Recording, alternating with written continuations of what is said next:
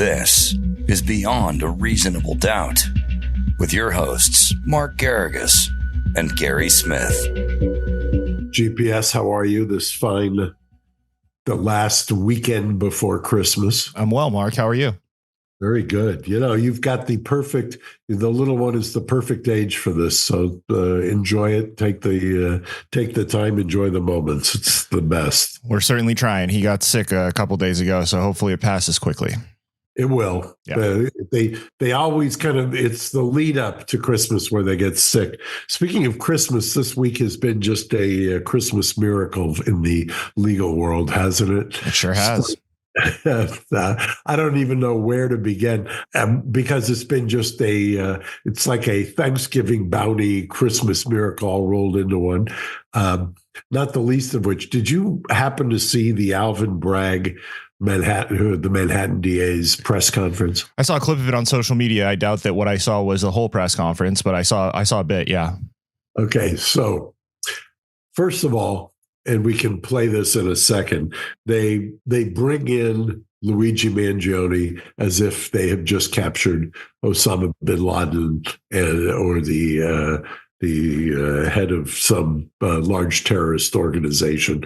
And we'll talk about that in a second. But this orchestrated, pickup of Luigi, he waives extradition from Pennsylvania. They bring him to New York City, and they kind of parade him. I think maybe I can set it up with this. You have a kind of a video. We're not going to play the sound so we don't get whatever deplatformed. Yeah, but take a look for those of you who fly him in on a helicopter and land, seaside in New York. And then they have, a diamond formation of roughly 30 to 40 armed guards.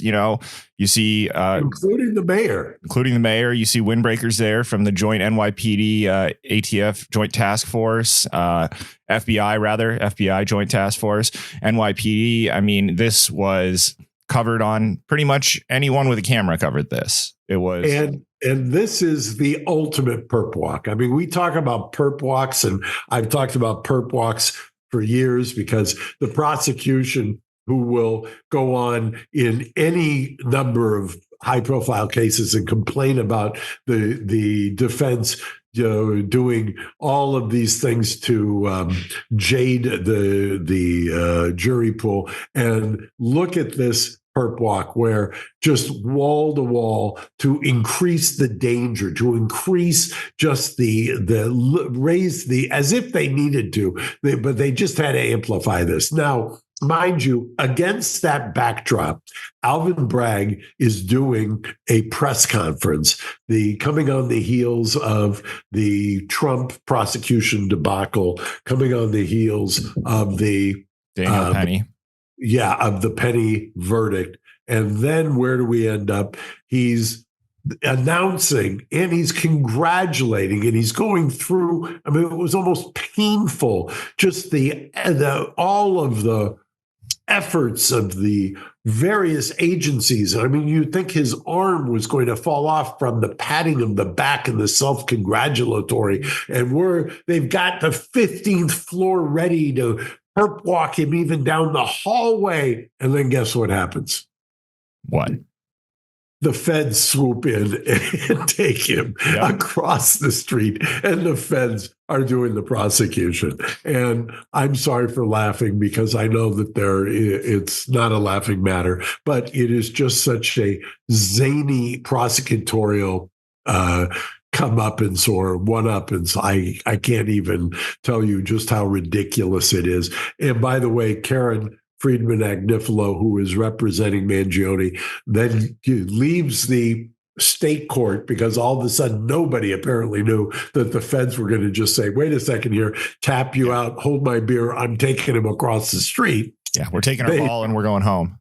Yeah. And mind you, Bragg had just filed this. Remember, the original warrant, which he was being held in Pennsylvania, was for a second-degree murder. And then he goes and he indicts on a first degree and alleges terrorism and everything. And then they could take it over to federal court, and then federal court indicts him basically for stalking. And The stalking is obviously almost exactly anathema to and in opposite, if you will, to a terrorism charge, which is kind of out to the general public as opposed to stalking, which is focused on just a single individual. And Karen is over there in court complaining about that as well. And I just can't tell you how rich that whole scene was that whole day. I don't know if you had that same observation, but for somebody who does this as a day job, it just was, it left me slack-jawed.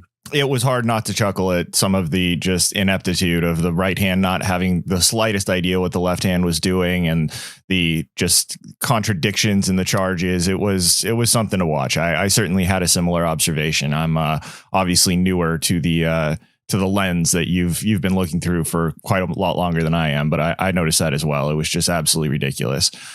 You went on television last night, and you were speaking about a couple of nights ago, rather, and you were speaking about the sort of machinations that may come up here. And one of the questions you were asked was sort of, how does this kind of a fantastic perp walk and all of this media coverage that this is being given, how does it impact the ability for either side to pick and select an impartial jury?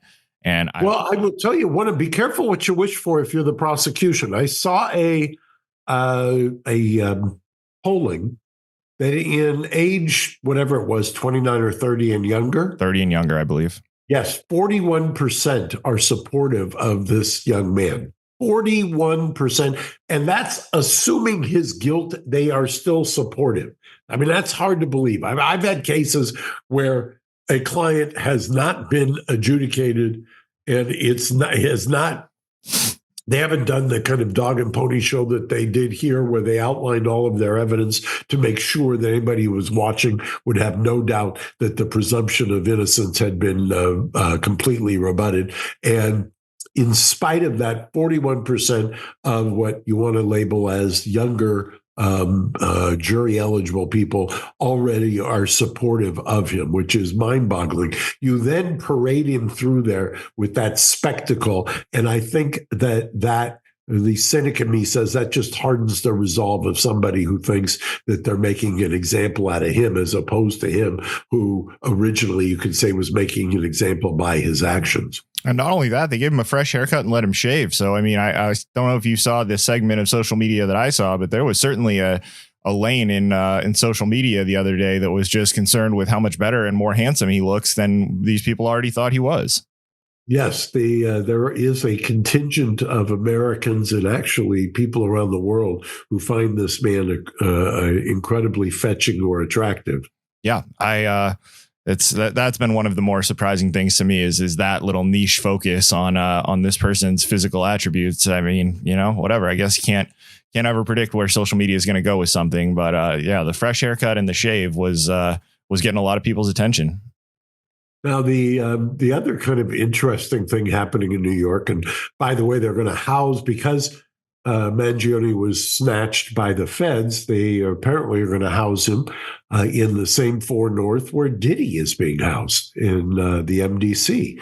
And speaking of Diddy, there's been quite a week because the Tony Busby sued earlier this week both Jay-Z and Diddy on behalf of an anonymous 13-year-old who claims that way back when she was raped by the two of them. They get that right? And it was, I believe, almost decades ago. Yes, and I believe it was early 2000s.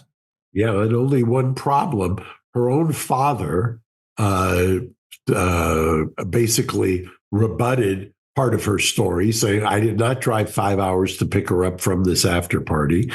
Jay-Z's lawyers specifically showed a map and did their own Alvin Bragg style press conference. And they had up on the big screen a map of New York showing that where she described and the house she described could not have been within 20 minutes of the location as she described. And then I believe that there was also, didn't NBC do some reporting on this as well? I believe they did. Yeah. And I believe they were finding some inconsistencies in the story as well. Yeah. And not a great day. Then I believe that her lawyer, who Jay-Z, by the way, Jay-Z's people and Jay-Z and the Roc Nation people have kind of borrowed what I call the 1-800 Diddy lawyer. They're now calling him, isn't Roc Nation and Jay calling him the 1-800 lawyer? Yeah, something like that. I've seen that on social media.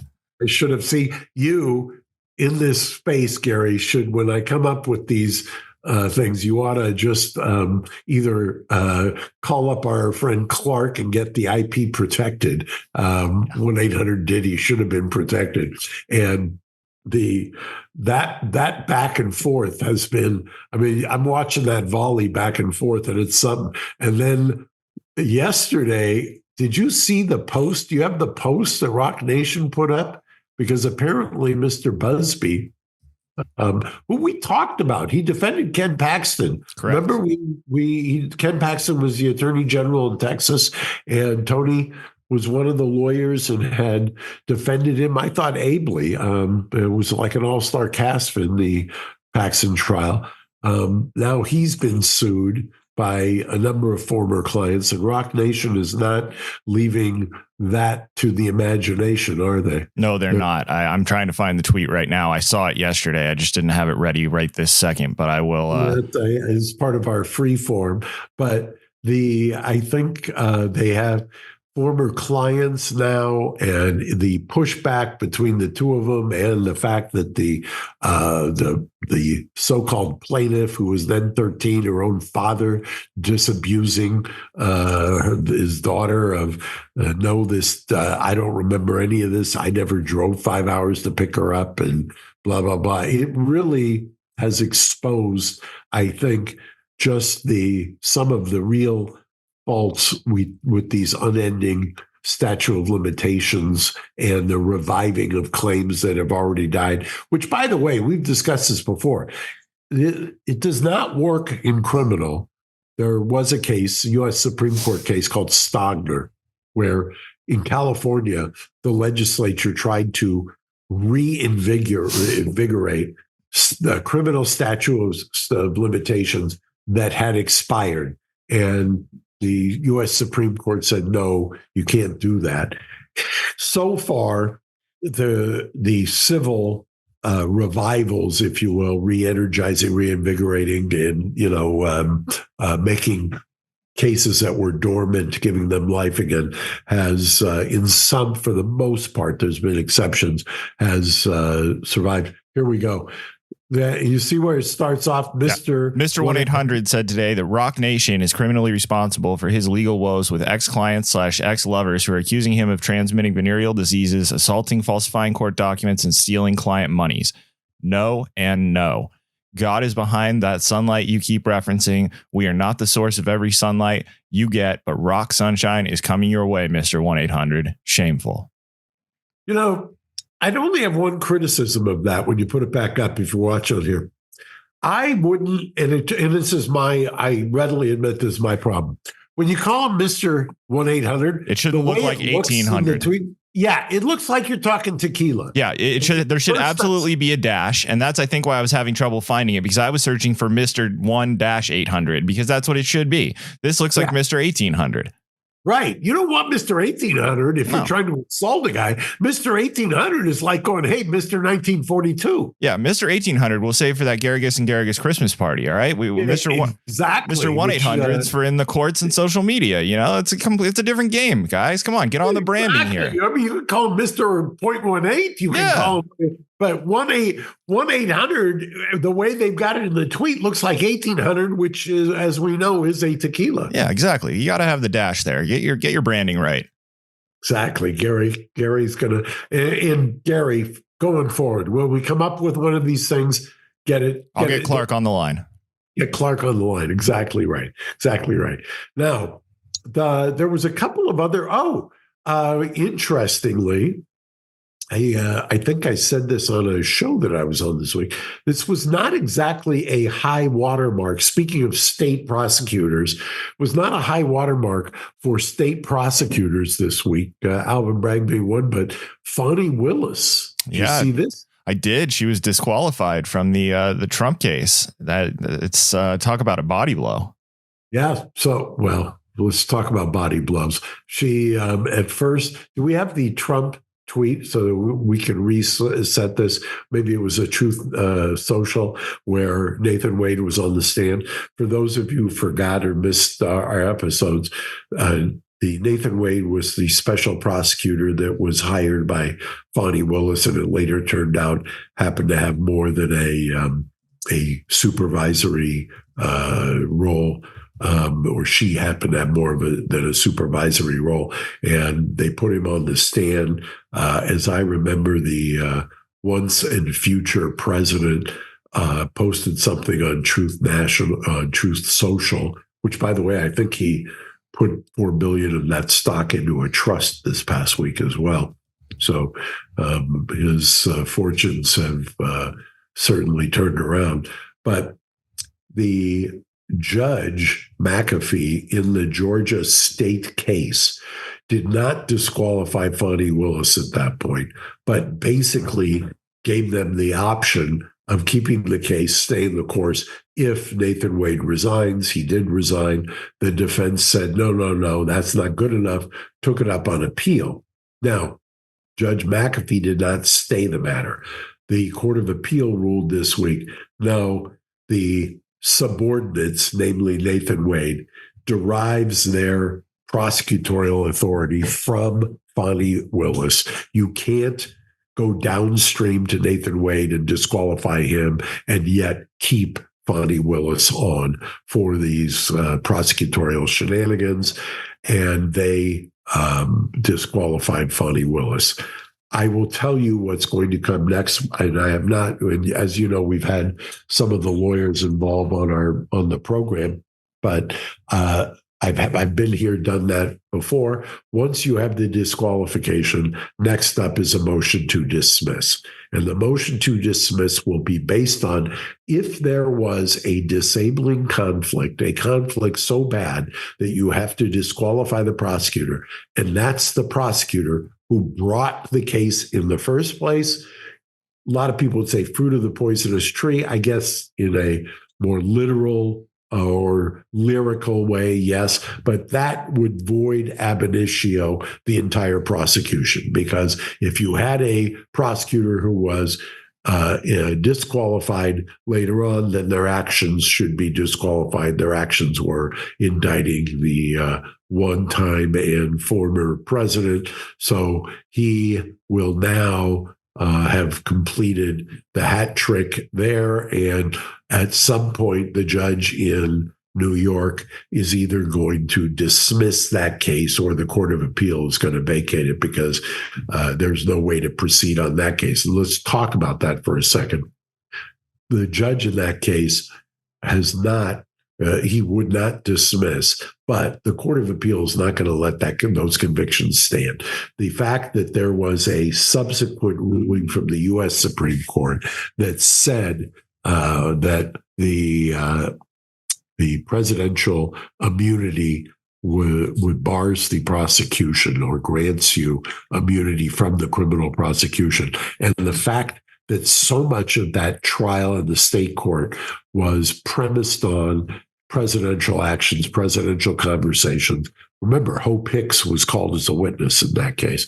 So the fact that this judge, the state court judge, has not done the work and to separate that out or to vacate that conviction, I will make the bold prediction that he will either abandon it somehow or it'll get reversed very quickly on appeal, because that case, and I've said it all along, was an outrage to begin with. I was actually this morning talking to one of the most prominent appellate lawyers around, who will remain nameless, and we were just marveling at what a absolute prosecutorial disaster that prosecution was. Can you tell me a little bit more about what I read this week, where apparently a proposal was put forward by Bragg's office that was basically suggesting that the way that they could proceed with that case was to proceed under a statute that imagined that President Trump had in fact passed away? You know what I'm talking about here? Yeah. And I think if you've got it, I read it. I think I did one show where I read what Todd Blanche, the defense lawyer, at least it was authored under his name, had said. And it would basically... It was a dark dream theory, right? Yeah, it was something about that they were asking the court to assume that one of the two assassination attempts was succonsuccessful. Correct. And based on that's why they should keep it open. Yeah. And that's, I mean, talk about a reach. That's not only in poor taste, but you're just really asking for quite an imagination out of the court there just to keep your hopes alive on something that it seems like they've realized is not going to be able to go forward. No, it's not only not going to be able to go forward, but no appellate court is going to stand for it. The whole idea, what I was discussing with the appellate lawyer today is, can you imagine defending a criminal case where you've got to defend throughout 34 counts throughout the entire case? First of all, 34 counts is nonsense. It was one act, should have been one count. But notwithstanding that and the vagaries of New York law that would allow you to survive to put that in front of a jury, the fact that you were not told what the target crime was until the closing argument and were allowed to speculate, so that you just basically have to defend against what you think is in the brain of the prosecutor as to what he's going to argue in closing, that's not America. That's not due process. That's not notice. That's not fair appraisal of what you're being charged with.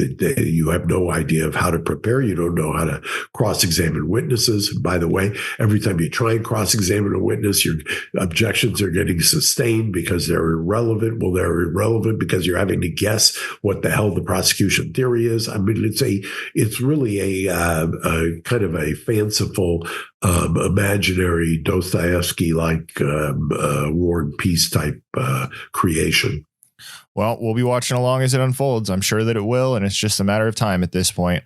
Mark, anything else you want to cover? You want to cover the story? Why not there was two comments this week that There were two comments. There's also a story my wife keeps asking me about that I don't know if you want to get into or not. That's in the reality TV world. But our comments this week, one came from another maker on YouTube. And it says, do we request this merch in the size we're at now or that we expect to be when it arrives?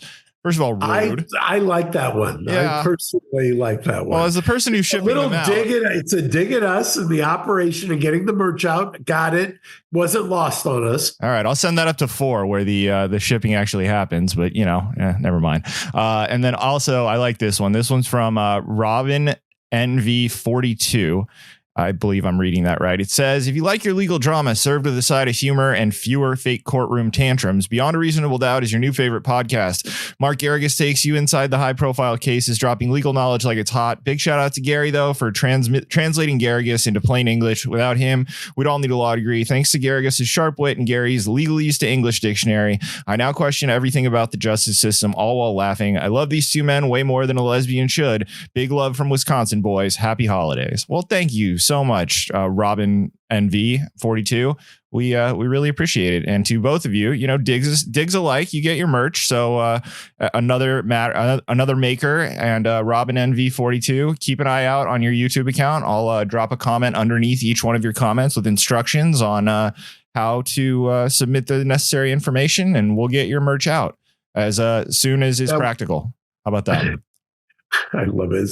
And just tell us if you're on Ozempic, because if you are, a Mangione, we'll react accordingly with sizing. Exactly. Which reality case is your wife interested in? Well, I think that the big one that's been going on, lately has been a cast member of Vanderpump Rules was recently arrested in his home in Burbank. And I think that he allegedly picked up and threw to the ground his live-in girlfriend, who's also a cast member, as a result of being his girlfriend. The person in question is a DJ named James Kennedy, and as the person who was arrested, that is to say.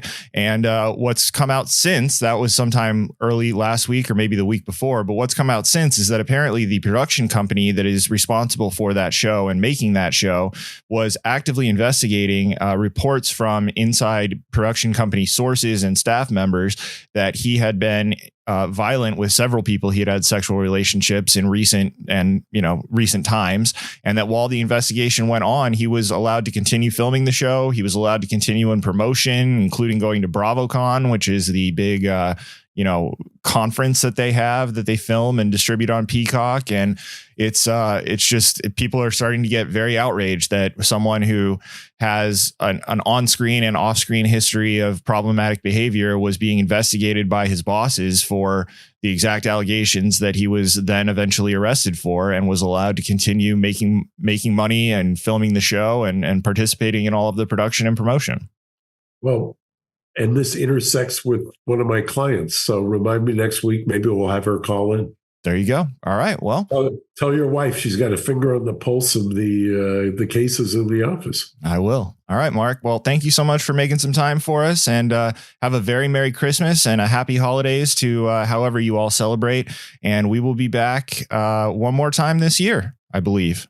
Yeah, one more time this year. One more time. We got one more. All right. I love it. Looking forward to it, Mark. Thanks for making some time for us. Have a happy holiday with your family, and we will see you all next week. Bye-bye. Enjoy. Bye-bye. Thanks for listening to Reasonable Doubt. Subscribe on YouTube at youtube.com/Reasonable Doubt Podcast.